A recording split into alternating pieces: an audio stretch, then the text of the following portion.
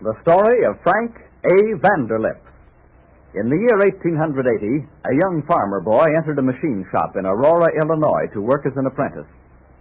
His faded blue trousers tucked inside heavy boots, Frank Vanderlip stood at his lathe 10 hours a day, beads of sweat glistening on his high forehead. Sometimes his eyes would wander to a streak of sunlight that had fastened onto the door sill. Outside, away from the humming belts and clashing machinery, lay opportunity, and a world that Frank Vanderlip had determined to see.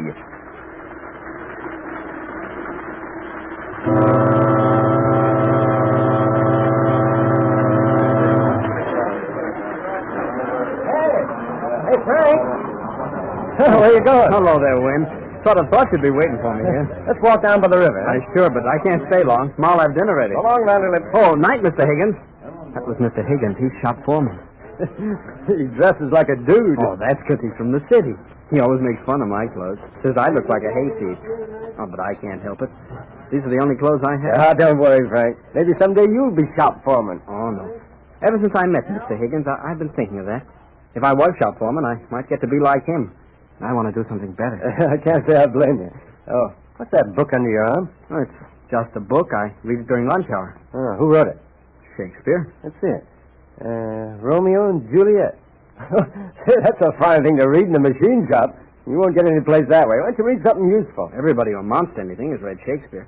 I'm just getting ready for the time when I am onto something. Say, listen, Frank. Why don't you go to college? Oh, I am. I'm going to Cornell. When? Well, as soon as I earn enough money. Well, I intend to go to the University of Illinois. Why don't you come along with me? It's much cheaper than Cornell and not so far away.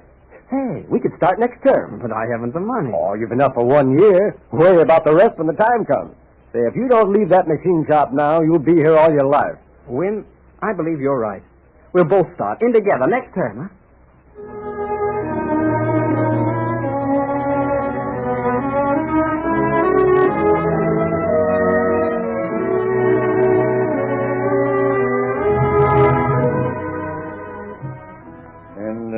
Now, Mr. Vanderlip, before I can admit you to the university, I must give you a short entrance examination. Yes, sir. I must find out something about your knowledge of English. What books have you read? Well, sir, I've read Shakespeare. My boy, tell me about one of his plays. How about Romeo and Juliet? Oh, excellent. Well, in the first place, there were two families, the Montagues and the Capulets. Romeo was a Montague, and Juliet was on the other side. One night, the Capulets gave a party. Romeo wasn't invited, but he went anyway. While he was there, he happened to see Juliet. She was with a fellow called Palos. And then she finds Romeo's dagger, and she stabs herself. And, well, that's about all. When the family came in, they were both dead. A very interesting family. I can see that you're quite an intelligent chap and that you read very thoroughly. Is there anything else, sir? No, that will be all. The entrance examination is over. Mr. Vanderlip, you are hereby admitted to the university.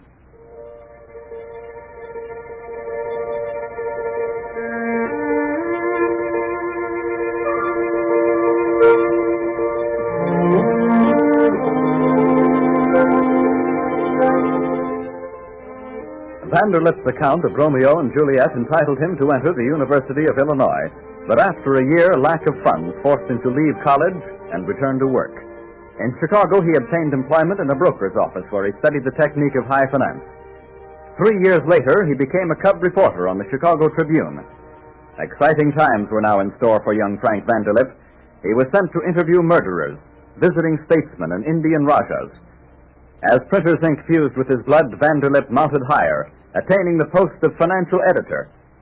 One day, he walked into the office of Lyman J. Gage, president of the First National Bank.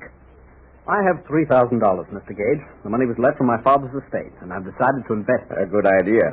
What firm did you have in mind? Well, I've investigated carefully, and I think the Central Market stock would be the best bet. That stock is selling for $100 a share. Yes, and it's bound to go up. I'll take 30 shares. I congratulate you, Mr. Vanderlip.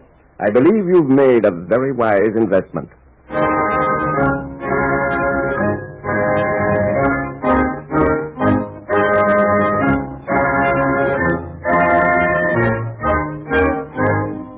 Vanderlip's first investment was his worst, for within a few months, the Central Market Company went into bankruptcy and the entire family fortune was gone.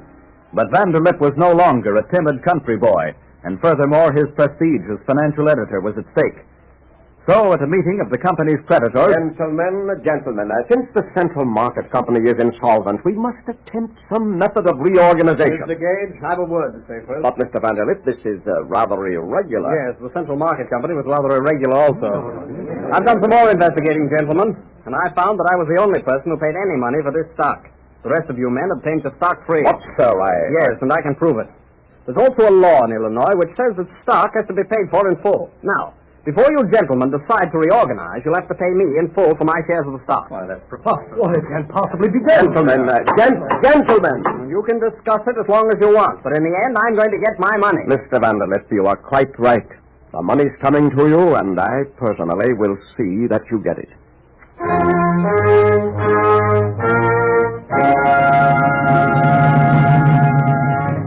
From that time on, Vanderlip and Gage became good friends. Upon the inauguration of President McKinley, Gage was appointed Secretary of the Treasury, and Vanderlip went to Washington with him as Assistant Secretary. Then, upon the nation's entry into the Spanish-American War, Vanderlip was given supervision of a $200 million bond issue. It is a hot afternoon in July, the last day for public subscription to the bonds. Vanderlip and Gage stand anxiously by a window overlooking Pennsylvania Avenue. What time is it, Gage? 3 o'clock. Oh, that wagon was supposed to be here by this time. Not worried, are you? No, but that wagon is carrying the last load of subscriptions. Supposing we don't meet our quota, America needs every bit of that $200 million to win this war. There's a whole carload of subscriptions that the clerks haven't checked on yet. We'll get our quota. Well, here comes the wagon. I see it now. It's coming down the avenue at a gallop. Hey, something must have happened. Look at that mob of people. They're pouring out of the houses Get Charlie on the phone. Find out what's wrong. Yeah. Well, maybe that's him now. Hello? That's you, Charlie? Good Lord. Everybody in Washington. Charlie, I can't hear a word you say. What's that? Mr. Vanderlip, have you heard the news? We've won in Cuba. The Americans have taken Santiago. Oh, thank heaven. Gage, did you hear what I heard? I got it this time, Charlie. Thanks. Santiago is full. Yes, and that isn't all. We've got more money than we can use. The bond issue has brought in over $1 billion. We've done both ways, Vanderlip. But the credit for this last victory belongs to you.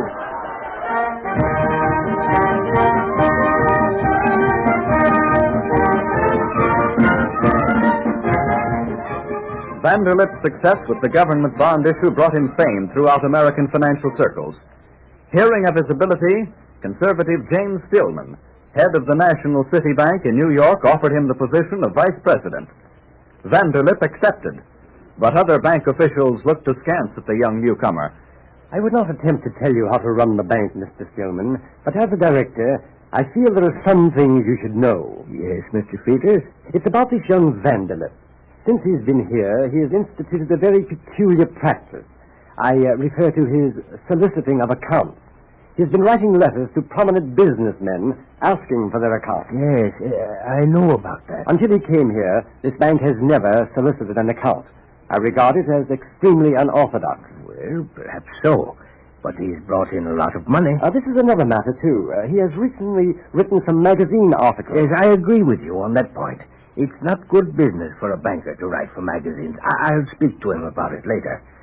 The Vicomte Shibusawa has just arrived from Japan, and Vanderlip and I are going to his hotel this afternoon. Vicomte Shibusawa? Isn't he known as the Morgan of Japan? Yes, very influential. I want him to come to dinner at my house. It's possible that we might come to a business agreement. But I'm afraid he won't come. You see, the Vicomte is the sort of a man who... I regard this meeting as a most happy coincidence. Most happy. Be seated, gentlemen. Thank you. We've heard a great deal about you, Vicomte. Mr. Vanderlip and I... Mr. Vanderlip? Oh, yes. While I was in Europe, I had the good fortune to read one of your articles. Oh, I've written several of them.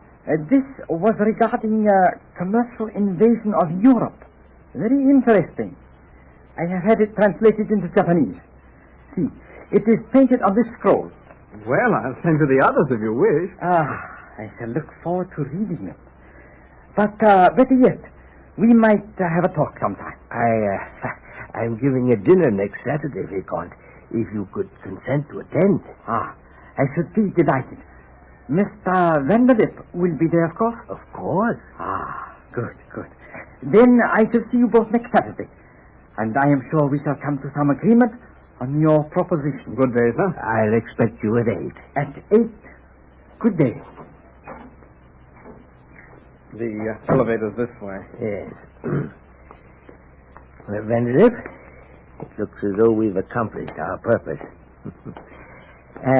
I've been meaning to say something about those magazine articles of yours. You don't object to them? Oh, no.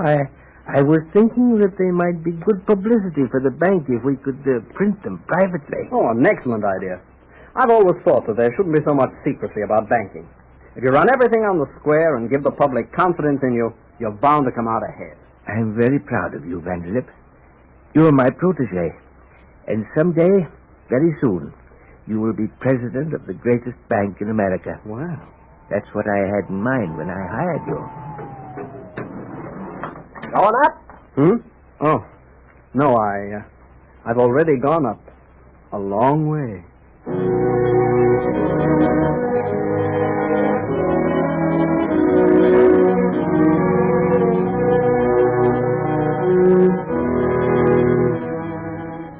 True to his word, James Stillman retired, and Frank Vanderlip took over the helm of the National City Bank, spreading its branches to every corner of the world. In 1918, he resigned, devoting a great part of his time to furthering public education. On June 29th, 1937, he died at the age of 72, a man who rose from obscurity to fame through his own efforts. Frank A. Vanderlip, Captain of Industry.